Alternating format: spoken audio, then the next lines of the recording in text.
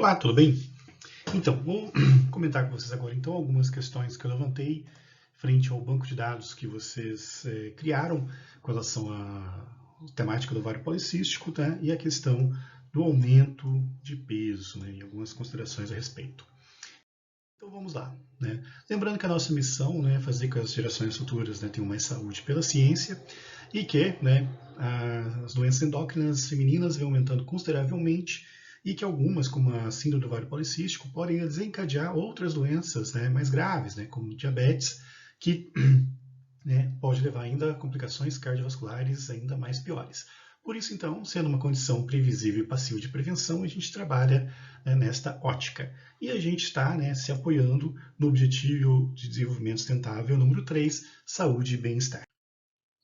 Bom, com relação, então, à síndrome do ovário policístico, algumas considerações breves, caracteriza-se por uma disfunção endócrina que leva a oligo, ou seja, volume reduzido de menstruações, como também ausência de menstruações, além da questão do hiperandrogenismo clínico, que manifesta pelo hirsutismo ou bioquímico, somente nos exames, e a questão da presença do ovário policísticos.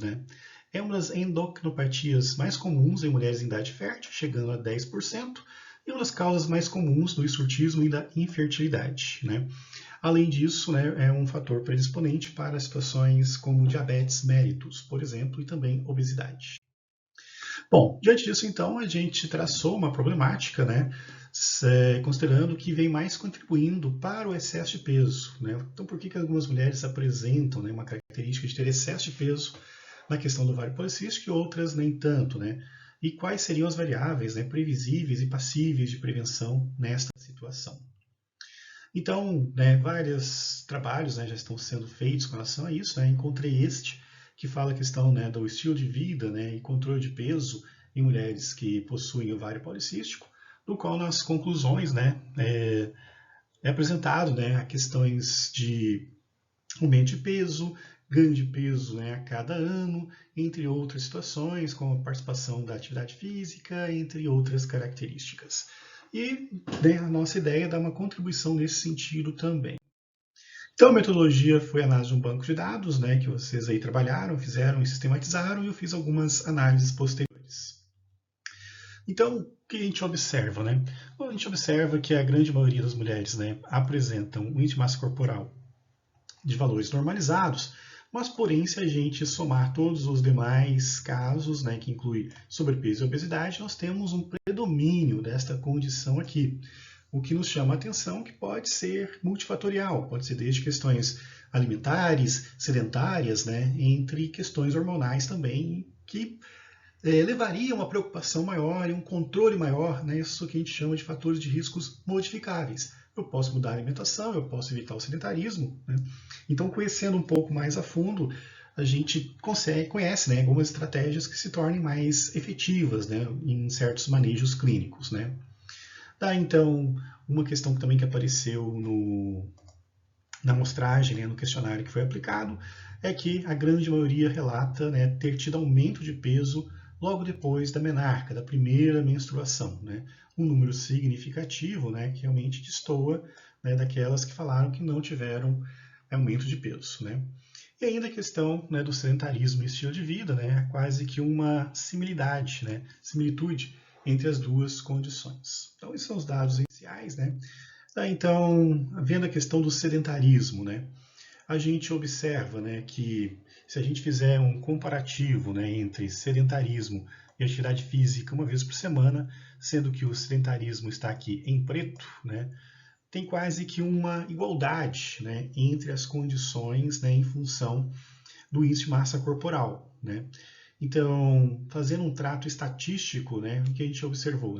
Observou que há uma correlação realmente entre sedentarismo e atividade física, porém, somente no grupo obesidade é que houve essa diferença, que a gente pode dizer que a não realização de atividade física pode contribuir para que as mulheres estejam nesse grupo. Nos demais grupos, não há diferença entre eles, porém, tanto na parte daquelas que têm peso normal e apenas sobrepeso, são as que mais fazem atividade física, mas também tem maior grupo de sedentárias. o que chama a atenção, então, para que, né, uma possibilidade, talvez, né, de incrementar a questão da atividade física como forma de tentar amenizar o peso, né? Então, como deu um valor de P, né, menor que 0,05, a gente considera que existe, então, essa associação, né, e que realmente o maior número de sedentários, assim como o maior número de atividades físicas, contribuem para a análise desse resultado. Daí, na sequência, né, o que nós temos, né? A questão da menarca e índice de massa corporal e classificação de graus de obesidade, né?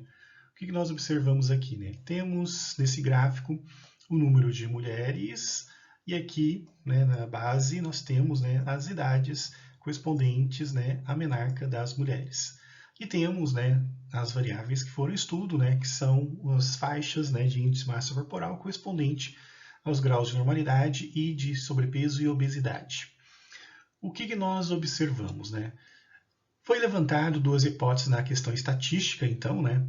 Daí, então, a hipótese zero, né, a gente sempre usa ela como negativa. A gente fala que não há uma associação entre menarca precoce e tendência de sobrepeso e obesidade. E a hipótese alternativa, né, é aquela que implica, né, na existência, né, de uma associação, né, do qual existe uma correlação, uma coisa influenciando nesse sentido. Daí, então, fazendo um teste, né, de projeção de Fisher, né, que foi o teste que mais adequou, né, as questões das variáveis, né, existentes, né, nós tivemos um valor de P inferior a menos 0,05. Quando isso acontece, quando nós temos um valor de P menor que 0,05, nós temos que rejeitar a hipótese nula e passar, né, a ter uma visão de que há uma forte tendência de existir uma associação. Então, os resultados aqui que se apresentam têm significância, né, estatística, não são coisas que acontecem ao acaso, uma amostra que demonstra existir uma certa tendência. O que nós podemos observar aqui, então, de tendência neste momento, né? Então, como tendência, nós podemos verificar que quando se tem uma menarca de 10 anos para baixo, né, nós temos uma chance menor de ter mulheres neste grupo aqui com índice de massa corporal na faixa considerado normal. E uma chance maior e equivalente delas estarem entre o sobrepeso e a obesidade 1. E com relação à obesidade grau 2, uma chance equivalente, igual, né, de serem normais. Quando a gente passa para o grupo seguinte, menarca aos 11 anos, notamos que existe uma probabilidade maior de ter, né, um índice de massa corporal normal, né, seguido, né, de uma questão também significativa, né, de sobrepeso, com tendências menor à obesidade. Daí, com os 12 anos, né, é o maior fator, né, de tendência a ter normalidade no peso, seguindo de uma equivalência entre as questões relativas ao sobrepeso e obesidade 1, né? Quando se chega aos 13 anos, você vê uma equivalência e 14 anos, né, de novo, uma preponderância das situações relativas, né, a ter um peso normal seguido de sobrepeso. Quando eu comparo, né, as questões isoladamente, agora verificando, né, os graus de obesidade, né, nota-se que, né, tanto como 10 anos, 11 anos, 12 anos e 13 anos, né, há uma forte possibilidade de, né, se ter obesidade tipo 2. Né? Porém, quando se considera crianças com menos de 10 anos, essa possibilidade é equivalente ao fato dela também ter peso normal. Então, ou ela está com peso normal, ou ela poderá ter uma chance igual de ficar também com obesidade. Fato esse que é diferente nos demais grupos. Né? Então, a gente pode concluir que, apesar de, né, ser um número menor, né, em termos, né, de ocorrência, né, a probabilidade estatística leva a concluir que menarcas abaixo de 10 anos, a chance de você ter peso normal e ter obesidade tipo 2 são iguais, e você ainda tem chance maior de ter sobrepeso e também, né, obesidade tipo 1. Qual é a importância desse dado? Uma vez se enquadrando nestas condições, precisa ter mais rigor nos fatores de riscos modificáveis, que seria, né, atividade física, uma alimentação adequada, ou, como se fala muito hoje em dia, a questão do probiótico e até mesmo a questão da qualidade do sono, né? Então, nós temos aqui uma tendência nessa amostra, né, que mostra essa possibilidade, né? Aqui, então, em destaque novamente.